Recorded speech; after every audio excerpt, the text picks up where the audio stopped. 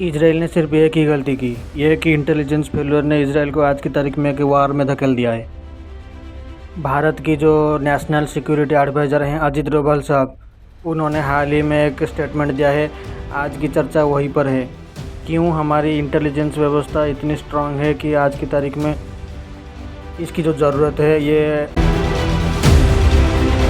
महसूस हो रहा है। देखिए, सारी दुनिया भर में सबसे बेहतरीन इंटेलिजेंस जो है वो इजराइल के पास है, ऐसा माना जाता है, क्योंकि इजराइल ने अपने आप को ये प्रूव किया है कि अगर आप इजराइल के बारे में कुछ गलत सोचा या फिर उनकी जो नागरिक हैं उनको कोई हानि पहुंचाया, तो इजराइल ने आप दुनिया के किसी भी देश में हो आपको ढूंढ निकाल करके ख़त्म ही करेगा। हाल ही में ईरान ने इजराइल के ऊपर 300 से ज़्यादा मिसाइल से फायर किया, लेकिन उनमें से 98 नहीं 99% जो मिसाइल्स है वो उनके बॉर्डर को ही क्रॉस नहीं कर पाया।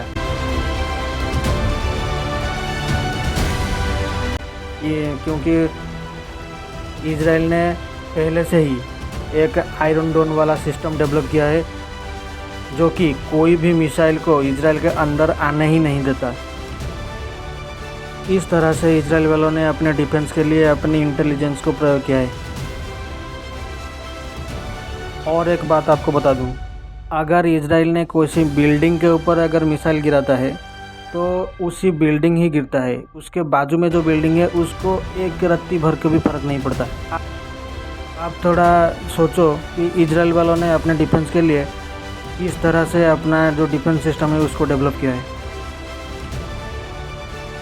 एक इंटेलिजेंस फेल्योर ने आज इजराइल को एक युद्ध की तरफ धकेल दिया है। अब बात करते हैं हमारे इंडिया के बारे में। देखिए, एक देश के लिए जो थ्रेट है वो दो तरह की होता है, एक है इंटरनल थ्रेट और दूसरा है एक्सटर्नल थ्रेट। इंटरनल थ्रेट जो है वो राज्य देश के अंदर जो थ्रेट है उसको इंटरनल थ्रेट बोलते हैं। इंटरनल थ्रेट में आपका ये आ गया कि दंगा हो गया कहीं पर,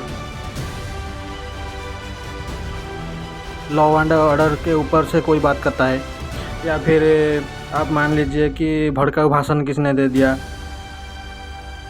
या फिर कोई पर रेडिकल एलिमेंट्स गैदरिंग हो गए, ये सब इंटरनल थ्रेट के अंदर आता है।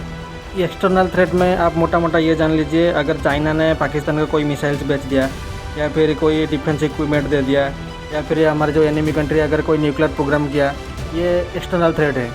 या फिर कोई आतंकवादी हमला होने वाला है, ये सब एक्सटर्नल थ्रेट में जाता है। इस एक्सटर्नल थ्रेट या फिर इंटरनल थ्रेट को निपटने के लिए हमारे पास पहले से ही इनपुट होना चाहिए। इनपुट का मतलब ये है कि पहले से ही हमको जानकारी होना चाहिए कि यहाँ पर ये हमला होने वाला है या फिर गैदरिंग होने वाला है। इसीलिए हम अगर कहीं पर रैली करते हैं तो पहले से हम जो कमिश्नरेट पुलिस है उसको जानकारी देते हैं कि यहाँ पर हम रैली करने वाले हैं। अगर वो परमिशन देते हैं तो फिर हम जा कर के रैली करते हैं। अगर कमिश्नरेट पुलिस ने रैली की इजाज़त नहीं दी तो वहाँ पर रैली नहीं हो सकता। हाँ, एक्सटर्नल थ्रेट से निपटने के लिए हमारे BSF ITBP हो, BSF हो या फिर ITBP हो, इस एक्सटर्नल थ्रेट को हमारे भारत देश को एक्सटर्नल थ्रेट से निपटने के लिए हमारे बॉर्डर सिक्योरिटी फोर्स है, ITBP है, आसाम राइफल्स हैं, जो कि भिन्न जगहों पर जा कर के हमारे देश के सीमाओं की सुरक्षा करती है। हमारे BSF का काम है ये पाकिस्तान और बांग्लादेश की सीमाओं की सुरक्षा करना। उसी तरह से ITBP का काम है इंडो तिब्बतियन जो बॉर्डर है उसको सुरक्षा देना, और नॉर्थ ईस्ट में हमारे आसाम राइफल से काम करती है, जो कि हमारे सिक्योरिटी को बेहतरीन से बेहतरीन बनाने के लिए दिन रात काम करती है।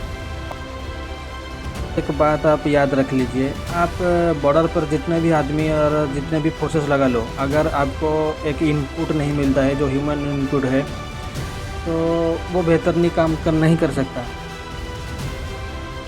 इनपुट होना चाहिए, इसके लिए रॉ, IB और इंटेलिजेंस ब्यूरो ये सब का जो कोलैबोरेशन में काम करना बहुत ही ज़रूरी है।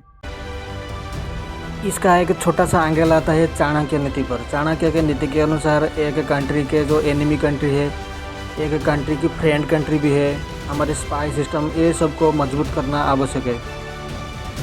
ये सारी नागरिकों को देश हित के लिए काम करना चाहिए। अगर इस चैनल में आपको कुछ जानने को मिला है तो हमारे चैनल को सब्सक्राइब कर दीजिए। धन्यवाद। जय श्री राम।